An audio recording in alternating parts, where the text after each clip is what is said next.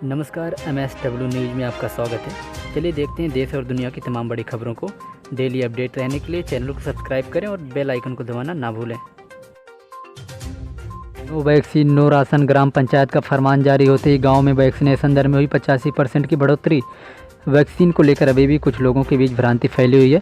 अफवाहों की वजह से कुछ लोग इस वैक्सीन को लगवाने से बच रहे हैं। मध्य प्रदेश के गांव में रहने वाले कुछ लोग इसी तरह की अफवाहों के चक्कर में पड़कर वैक्सीनेशन से कतरा रहे थे। इसे देखते हुए यहां की ग्राम पंचायत ने एक फरमान जारी कर दिया कि नो वैक्सीन नो राशन। ग्राम पंचायत की तरफ से जारी आदेश में यह भी कहा गया कि जो लोग वैक्सीन नहीं लगवाएंगे उन्हें पब्लिक डिस्ट्रीब्यूशन शॉप्स यानी DPS से राशन नहीं मिलेगा। इतना ही नहीं, ग्राम पंचायत ने स्थानीय लोगों से यह भी कह दिया कि अगर यहाँ के निवासियों को वैक्सीन नहीं लगती है तो यहाँ पर सरकारी योजना का कोई भी लाभ नहीं दिया जाएगा। चीन के बाद अब दिल्ली में बन रहे स्मॉग टावर करेंगे वायु प्रदूषण पर नियंत्रण। देश में बढ़ते वायु प्रदूषण को देखते हुए राजधानी दिल्ली में इसे रोकने के उपाय किए जा रहे हैं। दिल्ली में वायु प्रदूषण रोकने के लिए देश में पहला स्मॉग टावर बनाने जा रहा है। दिल्ली में पायलट प्रोजेक्ट के तौर पर आनंद विहार और कनॉट प्लेस के पास स्मॉग टावर बनाए जाएंगे। केंद्रीय प्रदूषण नियंत्रण बोर्ड आनंद विहार में, जबकि दिल्ली सरकार कनॉट प्लेस में बनवा रही है। आपको बता दें, अभी तक चीन के बाद भारत दूसरा ऐसा देश है जहां प्रदूषण नियंत्रण के लिए स्मॉग टावर बनाए जा रहे हैं। जो कोरोना संक्रमित हो चुके हैं उन्हें वैक्सीन की ज़रूरत नहीं, पब्लिक हेल्थ एक्सपर्ट ने PM को लिखी चिट्ठी। इंडियन पब्लिक हेल्थ एसोसिएशन ने प्रधानमंत्री नरेंद्र मोदी को पत्र लिखा है। इस पत्र में यह लिखा गया है कि जिन लोगों को कोरोना संक्रमण हो चुका उनको वैक्सीन लगवाने की कोई ज़रूरत नहीं है। वैक्सीन उन्हीं लोगों को लगाया जाए जिनको वैक्सीन की ज़रूरत है। वैक्सीन लगाने के लिए खास एज ग्रुप को टारगेट करना चाहिए। वैक्सीन लगाने के लिए उन लोगों को इस्तेमाल करना चाहिए जिन लोगों को पहले से कोई बीमारी है। वैक्सीन लगाने के लिए सीरो सर्वे का इस्तेमाल करना चाहिए। वे वैक्सीन गांव के लोगों को अधिक लगानी चाहिए। वैक्सीन उन लोगों को खास तौर पर लगानी जानी चाहिए जो लोग खास उम्र के दायरे में आते हैं और जिस उम्र के लोगों को ज़्यादा कोरोना हुआ और ज़्यादा मौतें हुई। ट्रेन में रात को सोते समय नहीं करनी होगी स्टेशन छूटने की चिंता, रेलवे लेकर आया है नई सुविधा।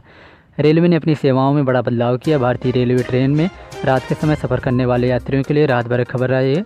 दरअसल रेलवे ने वेकअप कॉल डेस्टिनेशन अलर्ट सुविधा जारी किया। इस सर्विस को सक्रिय करने के बाद आप स्टेशन आते ही अलार्म बज उठेगा। आप आराम से अपने गंतव्य स्थान पर जा सकेंगे।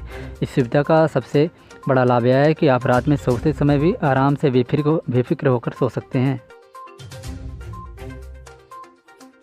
दिल्ली में चलने वाले सभी वाहनों की अधिकतम गति सीमा में बदलाव, जानिए क्या है नए नियम। देश की राजधानी दिल्ली की सड़कों पर फर्राटा भरने वाले वाहनों की रफ्तार और अधिकतम सीमा गति में फिर से बदलाव किया गया है। दिल्ली ट्रैफिक पुलिस द्वारा जारी की गई लिस्ट के अनुसार कार, टैक्सी या कैब की अधिकतम स्पीड 60 किलोमीटर प्रति घंटे से 70 किलोमीटर प्रति घंटा रखा गया है। ज़्यादातर इलाकों में अधिकतम सीमा 70 किलोमीटर रखी गई है, लेकिन कुछ इलाकों को अधिक संवेदनशील होने की वजह से वहां पर 60 किलोमीटर प्रति घंटा की अधिकतम स्पीड रखी गई। वहीं 2 पहिया वाहनों की अधिकतम स्पीड 50 से 60 किलोमीटर प्रति घंटा रखी गई है, जबकि 3 पहिया वाहनों के लिए अधिकतम सीमा 40 किलोमीटर प्रति घंटा रखा गया है। ATM से कैश निकालना हुआ महंगा, फ्री लिमिट के बाद हर ट्रांजैक्शन पर देना होगा 21 रुपये का चार्ज। अगर आप ATM से बार बार कैश निकालते हैं तो अब आपको इसके लिए ज़्यादा चार्ज देना होगा।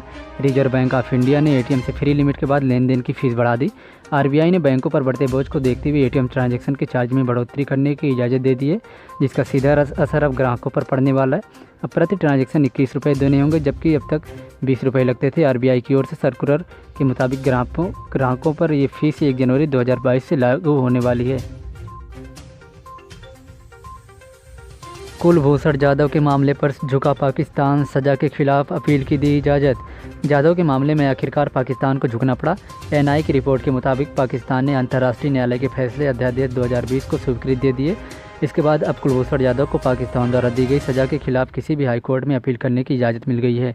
पाकिस्तान की नेशनल असेंबली ने गुरुवार को अंतर्राष्ट्रीय न्यायालय के फैसले के संबंध में पाकिस्तान की जेल में बंद भारतीय नागरिक कुलभूषण जाधव को अपील का अधिकार देने के लिए एक विधेयक पास कर दिया है।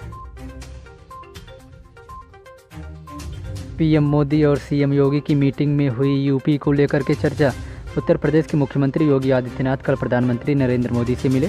1.25 घंटे से अधिक समय की मुलाकात के बाद प्रधानमंत्री आवास से बाहर निकलते हुए मुख्यमंत्री योगी आदित्यनाथ ने पत्रकारों से कोई संवाद नहीं किया और सीधे भाजपा अध्यक्ष JP नड्डा से मिलने उनके आवास पर निकल पड़े। CM योगी 2 दिनों के लिए दिल्ली दौरे पर। इससे पहले कल उन्होंने गृह मंत्री अमित शाह से मुलाकात की थी। योगी आदित्यनाथ ने ट्वीट कर मार्गदर्शन के लिए प्रधानमंत्री नरेंद्र मोदी का आभार व्यक्त किया।